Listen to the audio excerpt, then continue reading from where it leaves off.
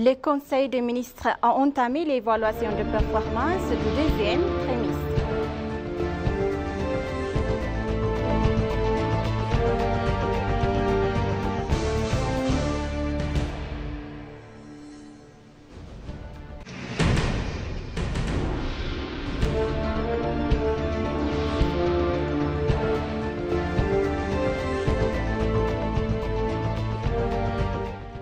Les performances enregistrées au cours de 6 mois de l'exercice financier indiquent que l'économie éthiopienne connaîtra une croissance de 7,9%.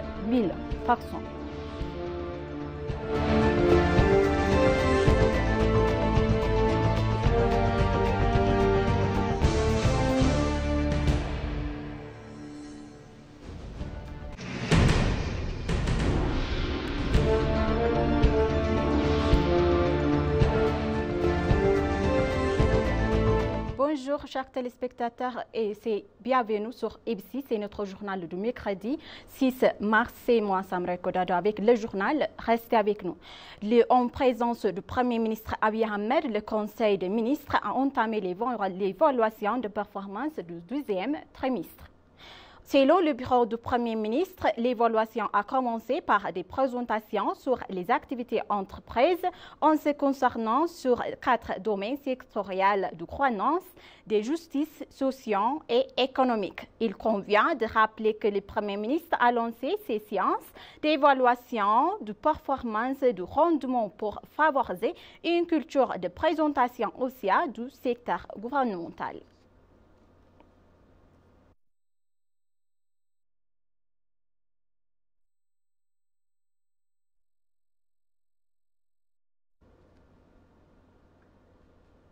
Des performances enregistrées dans le principal secteur macroéconomique au cours de 6 mois de l'exercice financier indiquent que l'économie éthiopienne connaîtra une croissance de 7,9%. Le Conseil des ministres a annoncé et a commencé de procéder l'évaluation des performances du deuxième trimestre 2016 en présence du Premier ministre Abiy Ahmed.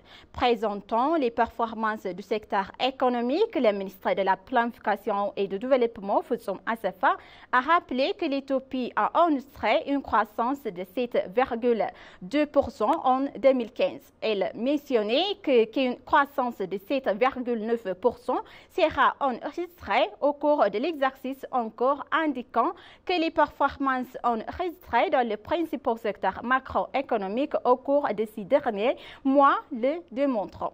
En outre, elle a noté que sur ce mois, seulement 496,9 millions de cantons de récolte avaient été obtenus. En outre, elle a été notée et le ministre de l'Éducation, le professeur Brahnunaga, a présenté le rapport sur les performances du secteur social, indiquant qu'au cours de 6 derniers mois, un millier de travail avait été réalisé dans le domaine de l'éducation, de la santé des femmes et des affaires sociales, ainsi que de la culture et du sport.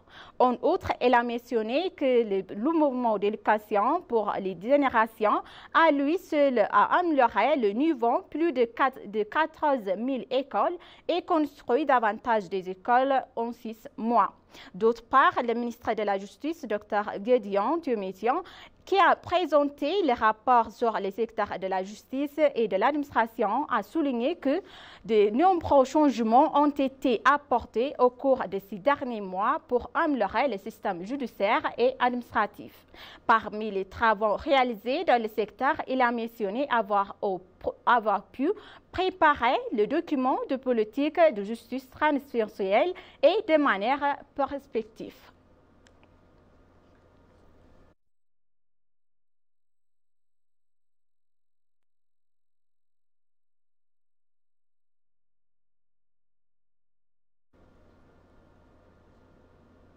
Le ministre des Finances a annoncé que plus de la moitié des bureaux fédéraux du gouvernement du budget ne se mériteront pas les rapports et les plans en temps obtenus.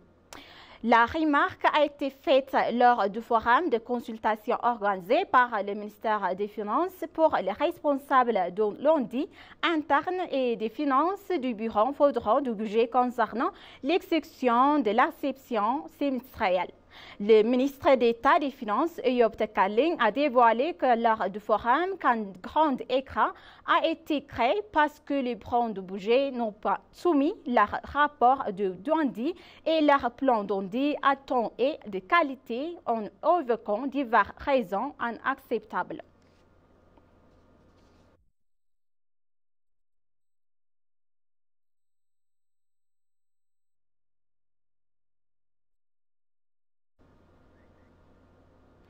Le 8e sommet sur le national de l'innovation et qualité de soins de la santé est en cours et met l'accent sur la qualité, la sécurité et l'équité des soins de santé dans le système de santé éthiopien.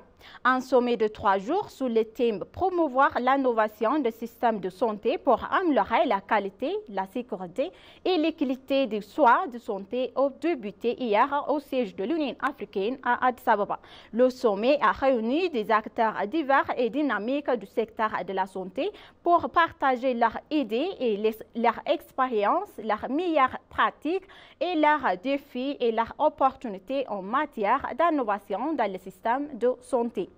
Le sommet a réuni les acteurs et en outre, le sommet a souligné la nécessité de relever les défis de services et de santé en adoptant l'innovation et en développant et en mettant en œuvre de nouvelles idées, technologies et méthodes. Le sommet est également considéré comme déterminant pour apporter des contributions qui contribueraient à améliorer des institutions de santé afin de fournir un accès aux soins de santé de qualité abordable et équitable. Le sommet de 3 jours a réuni de hauts responsables du gouvernement fédéral et régional, des partenaires et de donateurs, des professionnels de la santé et des chercheurs, entre autres.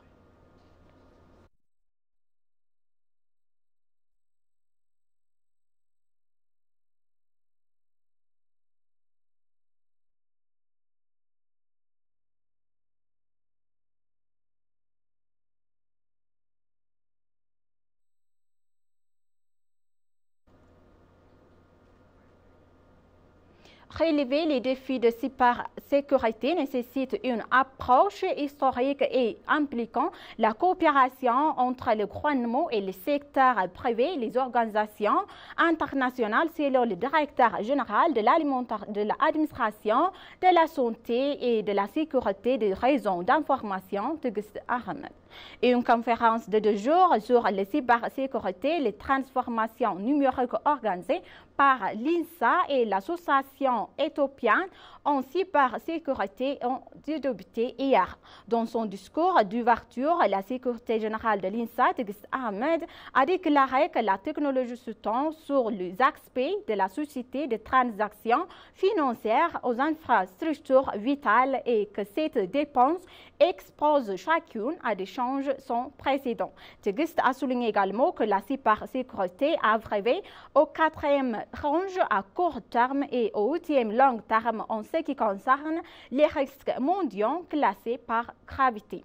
En outre, la directrice générale a souligné la nécessité d'une approche globale impliquant la collaboration entre le gouvernement, le secteur privé et les organisations internationales pour relever les défis de la cyber-insécurité. Selon la directrice générale, la majorité des institutions ciblées par les cyberattaques comprenant des banques, des institutions financières, des agences de sécurité, des renseignements et des médias et des agences gouvernementales critiquées des bureaux fédéraux et régionaux ainsi que des établissements d'enseignement supérieur.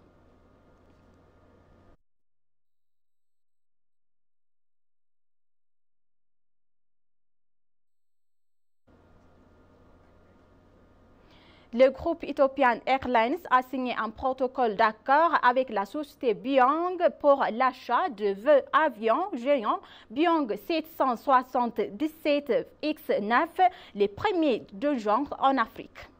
Le PDG du groupe Ethiopian Airlines, Mesfin Tasso, le président du conseil d'administration d'Ethiopian Airlines, le lieutenant général en chef de l'armée de l'air Yilma Merdassa et d'autres responsables de la campagne aérienne, ainsi que l'ambassadeur américain en Éthiopie, Arvin Joss, et les représentants de la société Boeing étaient présents à l'événement.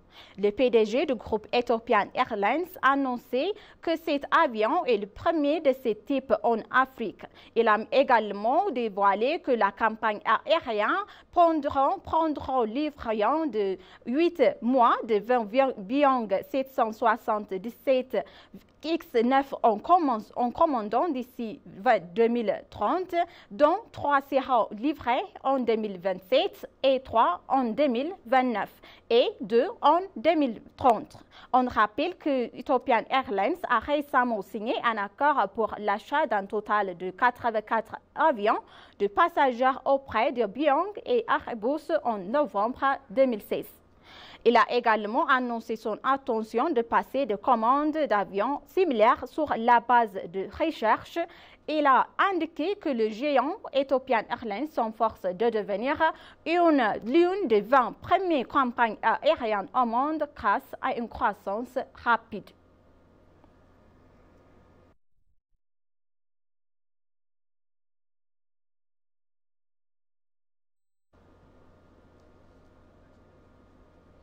La Croix-Rouge éthiopienne a signé un accord avec le Comité international de Croix-Rouge pour un soutien de 107 millions de beurre et un accord cadre pour les 3 prochaines années. On dit que le Comité international de la Croix-Rouge a prévu ce soutien financier à l'aide humanitaire dans le budget de l'exercice 2016. Le secrétaire général de la Société éthiopienne de la Croix-Rouge a déclaré que le soutien visait à renforcer le soutien apporté aux couches de la société touchées par le conflit, la sécheresse et d'autres catastrophes dans différentes régions du pays et à permettre à l'association de renforcer ses propres capacités. Il a dit que l'aide apportée sera utilisée pour acheter des produits alimentaires et non alimentaires, des ambulances et les chambres pour les citoyens blessés et dans le besoin.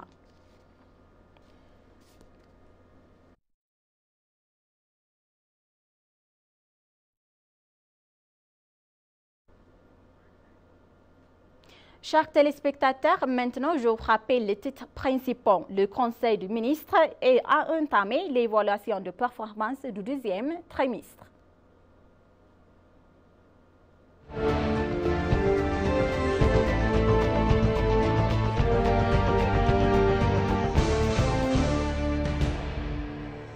Les performances enregistrées au cours de 6 mois de l'exercice financier indiquent que l'économie éthiopienne connaîtra une croissance de 7,9%.